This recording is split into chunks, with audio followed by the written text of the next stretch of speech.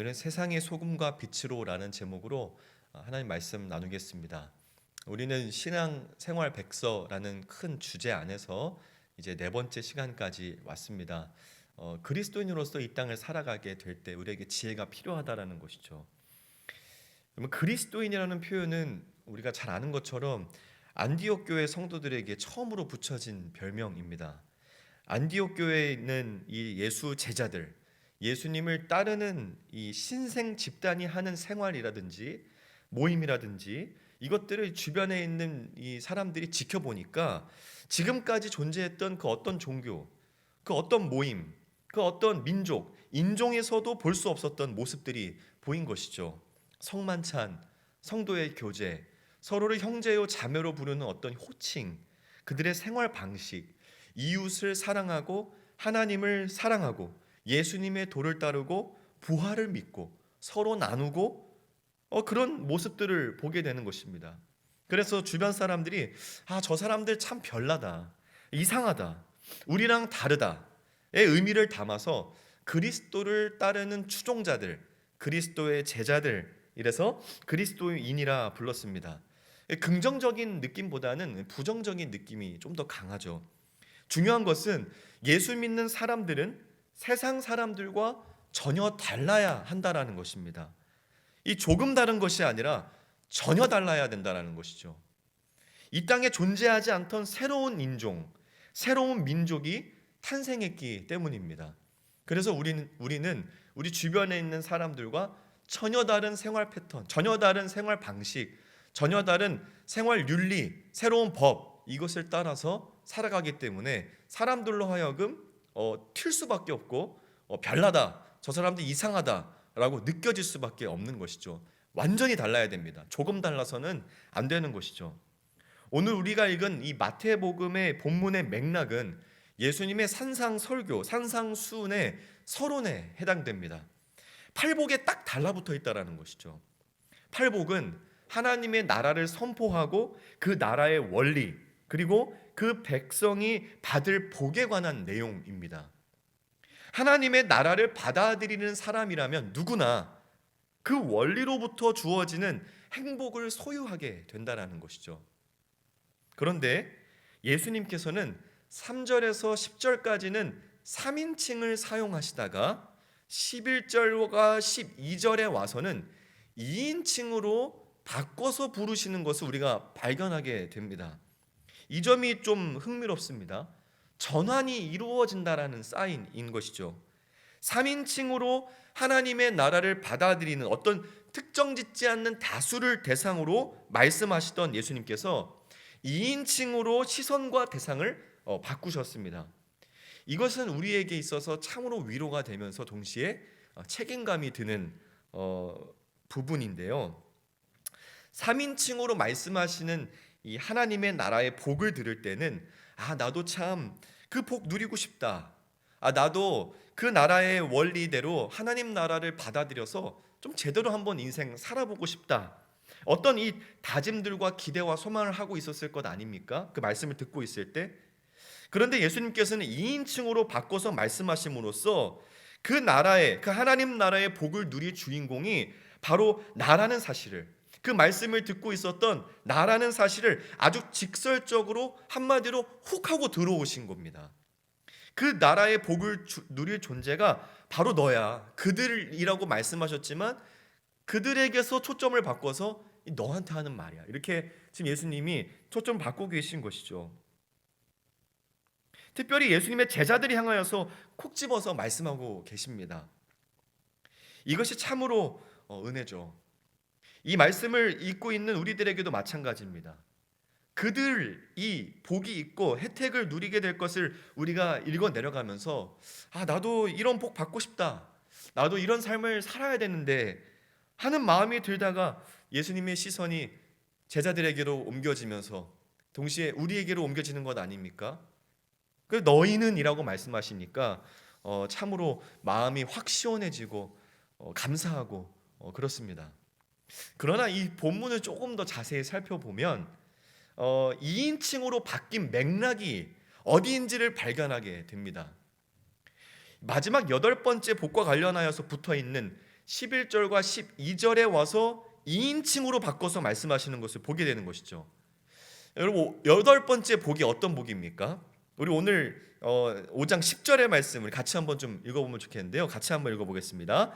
의를 위하여 박해를 받는 자는 복이 있나니 천국이 그들의 것임이라. 아멘.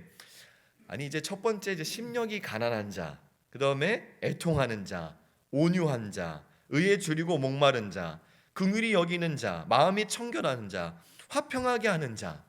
이것은 뭔가 마음이 정말 동하죠. 정말 그런 자가 되어서 복을 누리고 싶다. 이렇게 생각이 드는 내용 아닙니까? 그런데 이 여덟 번째 복에 와서 의를 위하여 박해받는 자 이렇게 말씀하십니다. 이 박해, 그러니까 뭔가 좀 이건 피하고 싶은 마음이 드는 그런 카테고리에 왔을 때 예수님이 너희는 이라고 우리에게 시선을 돌린다라는 것이죠. 우리 11절과 12절의 말씀 우리 다시 한번 좀 마음을 담아 읽어보면 좋겠습니다. 같이 한번 읽겠습니다. 나로 말미암아 너희를 욕하고 박해하고 거짓으로 너희를 거슬러 모든 악한 말을 할 때에는 너희에게 복이 있나니 기뻐하고 즐거워하라. 하늘에서 너희의 상이 큼이라. 너희 전에 있던 선지자들도 이같이 박해하였느니라. 아멘. 의를 위하여 박해를 받는 자가 불특정한 다수, 그들이 아니라 바로 너희라는 것입니다. 그렇다는 것은 10절에서 말하는 의를 위한 박해는 곧 무엇을 위한 박해인 것입니까? 11절에서 말씀하시는 나, 곧 예수 그리스도이십니다. 예수를 따르고 예수를 사랑하고 예수께 붙어있고 예수님 말씀하시는 대로 사는 너희 제자들, 그리스도인들은 박해를 받을 것인데 걱정하지 말라는 것이죠. 천국이 너희의 것임일 뿐만 아니라 천국에서 상이 크다라고 격려하고 위로하고 계십니다. 그러니까 오히려 기뻐하고 즐거워하라고 말씀하고 계신 것이죠. 사랑하는 여러분, 예수 믿는 거 쉬운 일 아닙니다. 예수 믿으면, 예수 따라가면, 예수님 말씀하신 대로 살면 박해받습니다. 세상 사람들이 비난합니다. 모함합니다. 조롱합니다. 손가락질합니다. 그래도 계속 예수님 믿으실 거죠? 예수님 따라가실 겁니까? 그 말씀대로 살아가려고 처절하게 몸부림치실 각오가 되어 있으십니까? 우리가 여기서 해결이 안 되면요, 다음 본문으로 넘어갈 수 없습니다. 오늘 본문으로 들어갈 수 없는 것이죠. 의를 위하여서 옳은 것, 참된 것, 깨끗한 것, 거짓이 없는 진리, 오직 예수 그리스도 그분을 위하여서 박해를 받아도 괜찮다라는 믿음과 각오와 결단이 없으면 우린 다음 본문 넘어갈 수 없습니다. 그런 사람이 바로 예수님의 제자요 그리스도인이기 때문입니다. 예수님은 그런 삶을 살아야 하는 제자들에게 오늘 우리가 읽은 세상의 소금과 빛의 비유를 말씀하고 계시는 겁니다. 이것은 로맨틱한 말씀이 아닙니다. 무엇인가 우리에게 어떤 고향감을 일으키는 그런 말씀이 아니라는 것이죠. 철저하게 자신을 죽이고 부인하고 정말 예수로만 살겠다라는 비장한 마음으로 마주대하게 되는 말씀이 오늘 우리가 읽은 본문입니다. 그러나 우리는 이 땅에서 박해받고 핍박당할지라도 천국이 우리의 것입니다. 하늘 아버지의 집에 거하게 될 때 누리게 될 우리의 상급이 크다라고 예수님 말씀하고 계십니다. 우리는 이 땅을 살아가지만 우리는 보물을 하늘에 쌓아두고 있음을 인식하면서 조금 더 참고 인내하고 기다릴 수 있으면 좋겠습니다. 이런 마음으로 이제 오늘 본문을 들어가는 겁니다. 예수님은 예수님으로 인하여서 박해를 받는 제자들이 복이 있다, 천국이 그들의 것이고 상도 크다 말씀하신 다음에 조금 더 깊이 이 말씀에 대해서 가르쳐 주십니다. 먼저 너희는 세상의 소금이다 말씀하십니다. 이때 말씀하시는 너희는 이 바로 위에서 말씀하셨던 너희 이 제자들입니다. 소금이 맛을 잃으면 쓸데없다 말씀하십니다. 이때 소금은 요리에 쓰는 소금입니다. 소금은 요리를 맛있게 하죠. 먹을 수 있는 요리로 만들어 줍니다. 아주 적절한 소금이 들어간 요리는 군침을 나게 합니다. 감칠맛을 내는 것이죠. 소금은 그 음식을 먹는 사람으로 하여금 행복하게 합니다. 뿐만 아니라 건강하게 합니다. 소금 없이 살 수 있는 사람 있습니까? 소금 없이 살 수 있는 사람은 없습니다. 우리에게 꼭 필요한 것을 채워주는 것이 바로 이 소금입니다. 그런 면에서 제자들을 가리켜서 너희는 세상의 소금이라고 말씀하신 예수님은 어떤 의도를 가지고 지금 말씀하고 계신 것입니까? 세상이라는 곳에 제자들, 그리스도인이 있음으로써 세상이 살맛이 나야 된다는 것입니다. 세상이 건강해져야 된다는 것입니다. 제자들 때문에 주변이 덕을 봐야 한다는 것입니다. 어떻게 그럴 수 있습니까? 소금이 염분을 포함한 감칠맛, 여러 가지의 감칠맛을 가지고 있는 것처럼 제자로서 마땅히 가져야 할 맛들을 가지고 있어야 합니다. 그 맛은 어떤 맛입니까? 그리스도의 맛입니다. 사랑의 맛입니다. 복음의 맛입니다. 영생의 맛입니다. 하나님 나라의 맛입니다. 사랑하는 여러분, 여러분들은 맛있는 제자들이십니까? 우리의 말과 행동이, 우리의 생각이 그리스도의 맛이 나나요? 사랑이 있습니까? 거기에 복음이 드러납니까? 하나님 나라가 있습니까? 우리는 그 맛을 잃으면 그리스도인으로 살아가는 것이 세상에 아무런 유익이 없다라고 예수님 말씀하십니다. 저와 여러분들이 세상 속에 뿌려져서 세상이 맛이 있어져야 됩니다. 건강해져야 됩니다. 내 주변이 덕을 봐야 됩니다. 예수 믿어서 예수님 말씀대로 살아서 박해받고 조롱당하고 고난을 당하겠지만은 저와 여러분들은 세상에 꼭 필요한 존재입니다. 없어서는 안 되는 것이죠. 소금이 없으면 사람이 살 수 없는 것처럼 저와 여러분이 없으면 세상에 살 수 없습니다. 예수님이 저희를 그렇게 부르시고 이 세상에 뿌리셨습니다. 우리가 하나님 나라의 백성으로서, 예수님의 제자로서, 그리스도인으로서 하나님 나라의 원리를 따라서 산다면 비록 우리는 박해당하고 고난당하고 핍박을 받을지라도 세상을 이롭게 할 수 있습니다. 사람들로 하여금 감동을 줄 수 있습니다. 충격도 줄 수 있습니다. 그를 통해 예수님을 알리고 하나님 나라를 선포할 수 있는 것이죠. 사람을 살릴 수 있는 겁니다. 여러분, 세상이 예수 믿는다고 하면서 주변으로부터 기피 대상이 되고 정말 피하고 싶고 상종 못할 인간으로 취급받는 사람들이 얼마나 많습니까? 참으로 부끄러운 일이죠. 세상 속에서 만난 그 사람이 알고 보니까 교회 집사더라, 장로더라, 권사더라, 심지어 목사더라. 여러분, 직분은 중요하지 않습니다. 제발 세상 속에서 그리스도인으로서 살아가는 우리가 될 수 있기를 간절히 소원하게 되는 것이죠.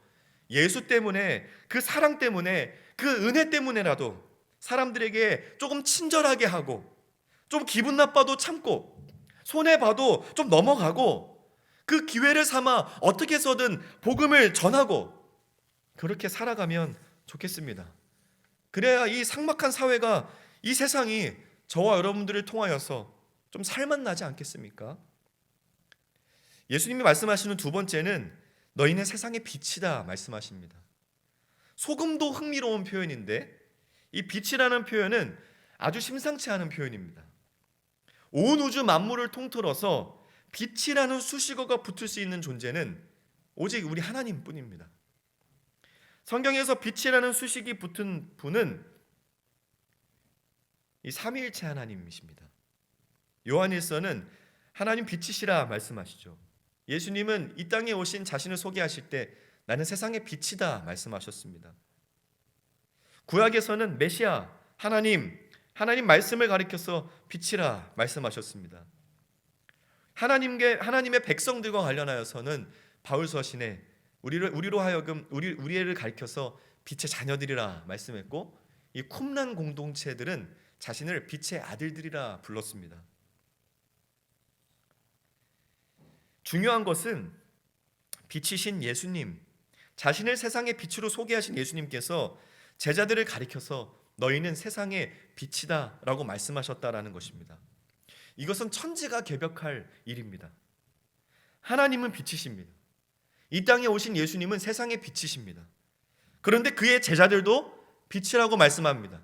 세상의 빛이라고 말씀합니다. 그렇다는 것은 제자들이 누구와 같다라는 것입니까? 누구와 동등하다는 것입니까? 예수님이라는 것이죠. 하나님과 같다라는 것입니다. 소금도 그렇지만 이 빛과 관련돼서는 역할보다는 존재적인 의미가 좀 더 부각되는 것으로 보입니다. 예수님의 제자는 하나님과 같은 존재로, 예수님과 같은 존재로 세상에 있게 된다는 것입니다. 하나님의 존재가, 예수님의 존재가 제자들을 통해서 드러나는 것이죠. 빛은 존재하는 것만으로도 빛입니다. 그 존재가 모든 것을 설명하죠. 빛을 설명할 필요가 없습니다. 빛입니다. 빛이 있는 곳에는 어둠이 있을 수가 없습니다. 어둠이 물러가는 것이죠. 그렇기 때문에 빛을 숨겨서 사용하는 사람은 없습니다. 예수님의 비유가 바로 그런 것입니다. 빛은 드러나야 되는 것이죠. 오늘 15절의 말씀 같이 한번 읽겠습니다. 시작. 사람이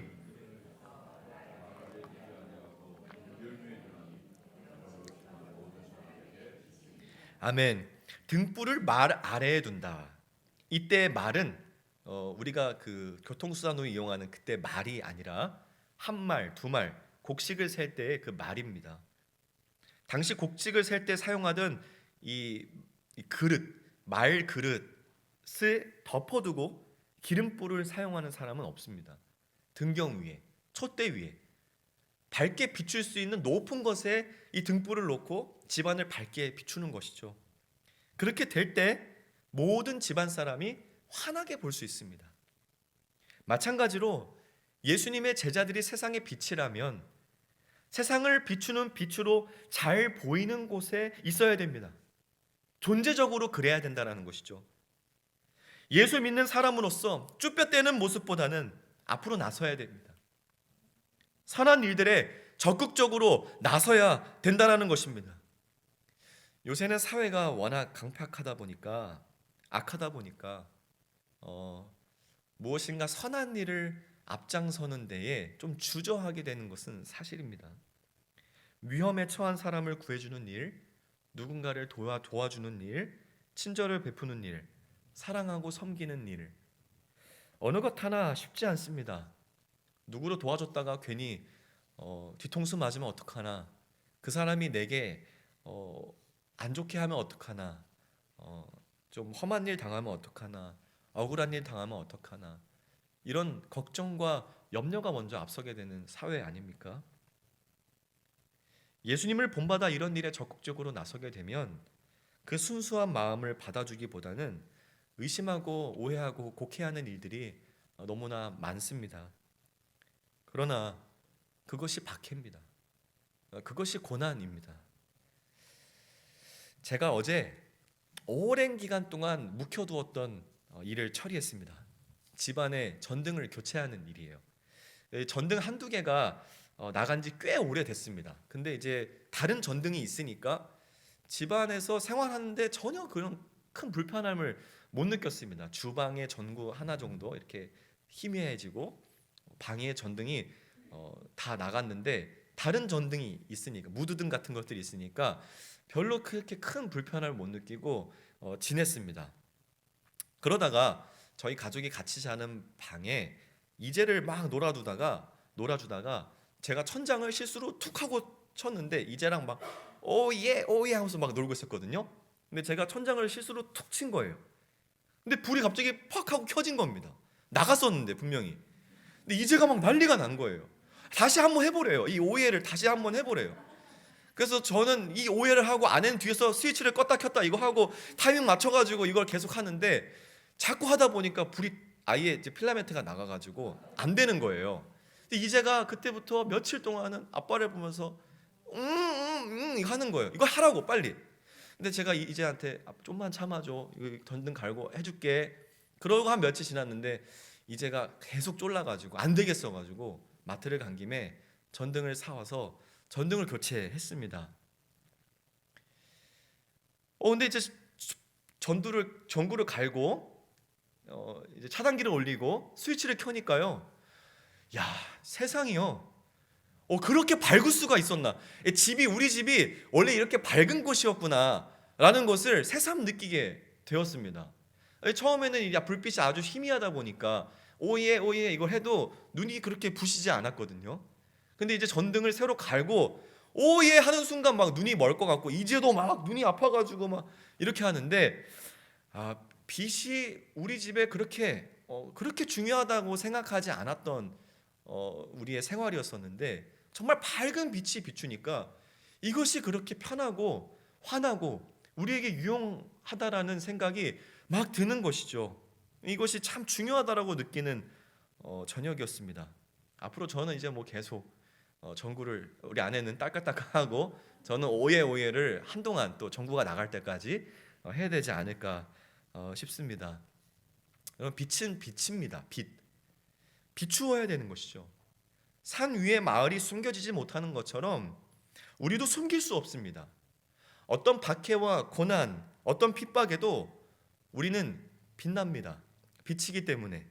선한 양심, 새로운 피조물이 되어서 우리 안에 주신 성령께서 우리를 움직이시기 때문에 우리는 드러날 수밖에 없습니다.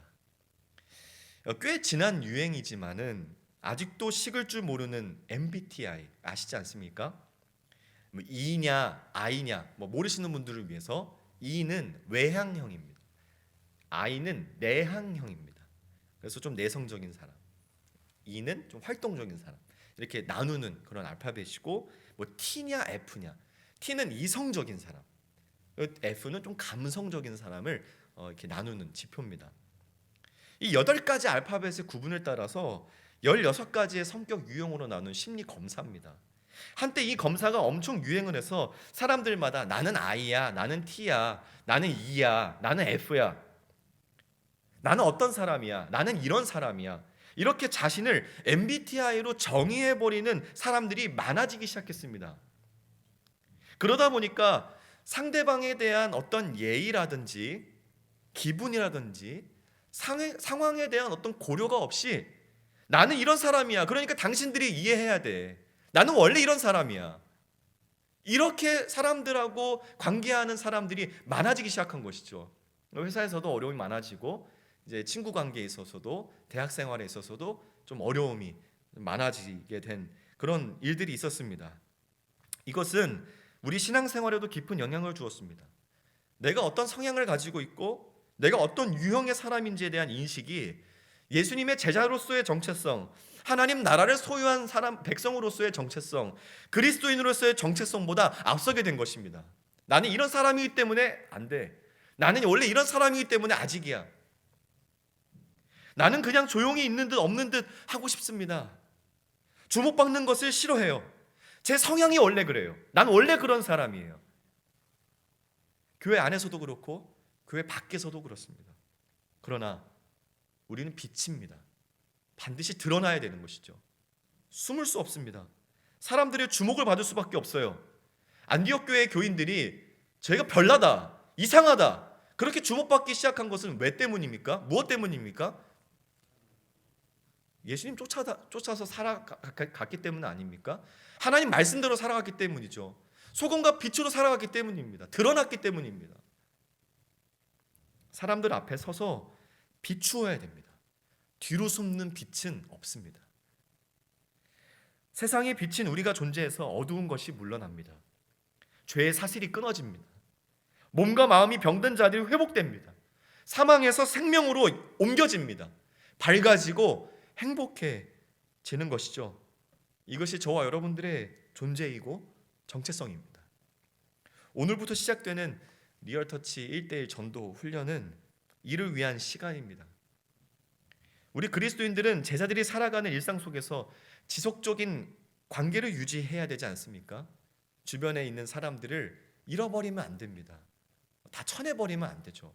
관계를 잘 유지하고 사람들을 유익하게 하고 그들을 세워주고 돕는 그런 관계를 계속 가져나가야 됩니다.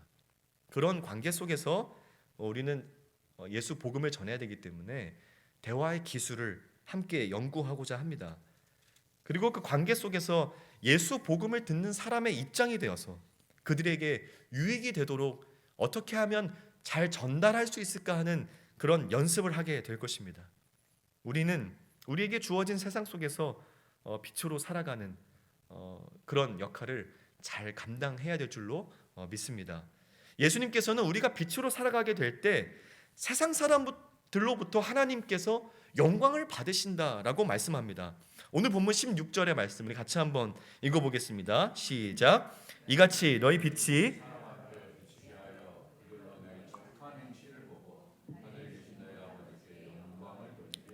아멘. 사도 베드로는 이 가르침을 가장 근처에서 가장 가까이에서 받은 제자 아닙니까? 그 베드로가 다시 그의 양들에게 베드로전서 2장 12절에서 이렇게 가르친 바가 있습니다. 한번 더 읽겠습니다. 너희가 이방인 중에서 행실을 선하게 가져 너희를 악행한다고 비방하는 자들로 하여금 너희 선한 일을 보고 오시는 날에 하나님께 영광을 돌리게 하려 함이라. 아멘. 세상 사람들이 예수님 따라 사는 우리를 보고 손가락질하고 조롱하고 핍박하면 그것대로 하나님께 영광이 됩니다. 우리가 예수님 말씀대로 하나님 나라의 원리대로 살았기 때문이죠. 하나님 영광 받으시는 겁니다. 한편으로는 세상 사람들이 빛으로 사는 우리를 보고 진정으로 예수님을 보고 하나님을 보게 될 수도 있습니다. 신이 살아있음을 느끼게 될 수도 있다라는 것이죠.